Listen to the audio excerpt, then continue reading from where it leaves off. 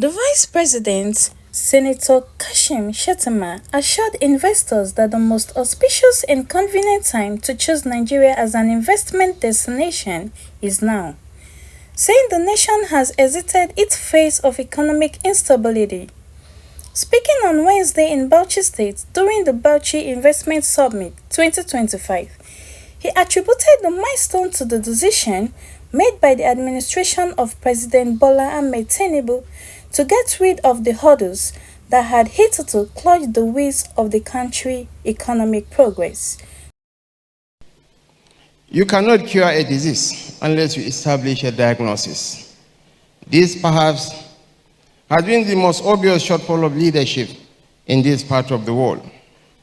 We cannot solve a problem we do not know, and neither can we sell a product that nobody needs.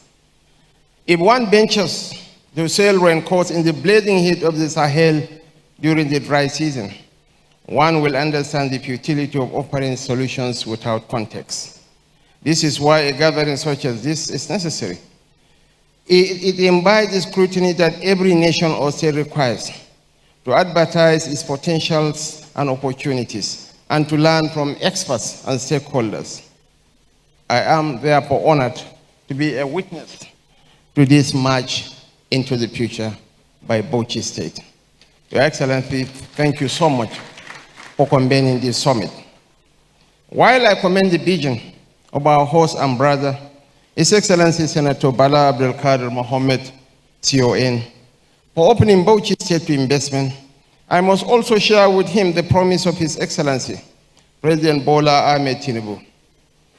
The federal government treats each state as a priority beyond the fiscal glories that accrue from the increased allocations now enjoyed across the Federation. This is so because an affliction to any state slows down the pace of development in other parts of the nation. And this is a burden of federalism that we must never allow to slow us down. We must either grow together or palter apart. The theme of this summit, rebuilding a resilient economy, optimizing investment and partnerships, is both an advertisement of Bauchi State as a destination for investors and a reminder that none of us can achieve enduring economic growth in isolation. We share this belief that you cannot escape laying the bricks across all parts of the nation if you intend to build an economy that will endure for generations. This means creating a stable environment to nurture ideas. This means targeted investment. This means public-private cooperation. This means practical, bankable projects that deliver jobs, incomes, and livelihoods for our people, as rightly enunciated by the elder statesman, Chief Olusegun Obasanjo, who is always pregnant with ideas, who comes up with solutions to most of the challenges facing us as a nation. This is why, again, the first decision by His Excellency President Bola Ahmed Tinubu made was to remove those obstacles that had become termites in the timber of our progress. You cannot guarantee enduring growth and stability without having peace and development in a nation. There can never be development without peace. There can never be peace without development. And leadership is about continuum. And the leading light, Chief Olusegun Obasanjo, GCFR, is here to testify to this truth. He endured a fair share of obstacles and pushbacks in his efforts to introduce reforms that set the nation on the path of rediscovery and stability. We do what we do because government is a continuum, and each of us owes it to future generations and policymakers to go beyond cosmetic surgery in our transgenerational search for an economic cure.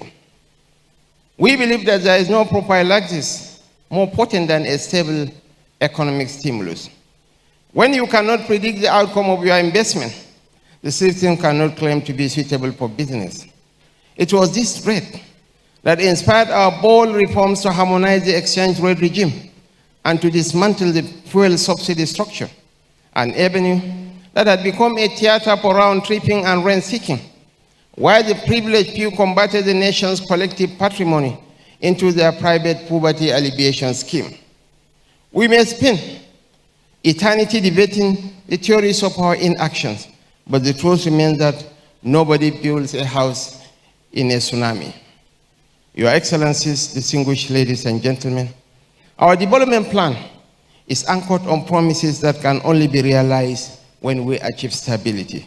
These include job creation, food security, value chain development, and the unlocking of subnational comparative advantages. These priorities are inherently present in Bauchi's investment offering: vast arable land and agricultural potential, abundant solid mineral resources, huge tourism and game reserves, renewable energy prospects, and improving infrastructure and business enabling reforms. This is why the objective of this summit aligns perfectly with our obligation to translate macroeconomic recovery into tangible improvements in citizens' daily lives. The federal government remains resolute in its commitment to ensuring security across the nation, because no economy can thrive where fear replaces freedom and where insecurity undermines enterprise. We came to office promising to turn around the fortune of the country, where the debt service to revenue ratio had shot up to about 100%. This is not the mood for celebration. Yet today, we are pleased to share that we have reduced it to less than 50%. Our GDP growth rate as of last month stood at 4.23%. Our non-oil revenues grew by 411% year-on-year in the same month. Our tax to GDP ratio now stands at 13.5%, up from barely 7% a few years ago. Our debt to GDP ratio remains at 38.8%, far below the limit set by the Fiscal Responsibility Act at 60%, and those of ECOWAS and the World Bank at 70%. Our external reserves has grown to $43 billion as of September 2025. I think we deserve a cloud.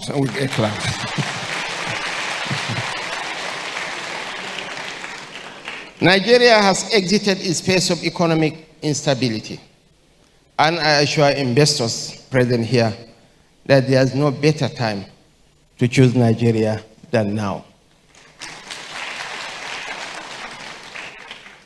And with its vast arable land and livestock resources, Bauchi State can advance climate-smart agriculture, commercial outgrower schemes, and agro-processing hubs linked to national and export markets. The solid mineral reserves of this rich state can also enable responsible mining and downstream industrialization through transparent tendering, geological mapping, and community benefit frameworks. Bauchi's natural assets and cultural heritage can boost tourism, hospitality, and the creative industries, while its renewable energy and gas potential can power industrial clusters through public-private partnerships and off-grid solutions. My appeal to investors and stakeholders is simple. We must understand that Bauchi's advantage is not only its resources. What the state has advertised is its commitment to reforms that reduce bureaucratic friction, including streamlined incentives. We urge prospective partners to engage with both the state and the relevant ministries, departments, and agencies of the federal government to access support, scrutinize project pipelines, request data rooms, and explore blended finance structures that can make projects bankable and investment ready. My name is Oko Precious. I am reporting from Oberland TV, FCT, Abuja.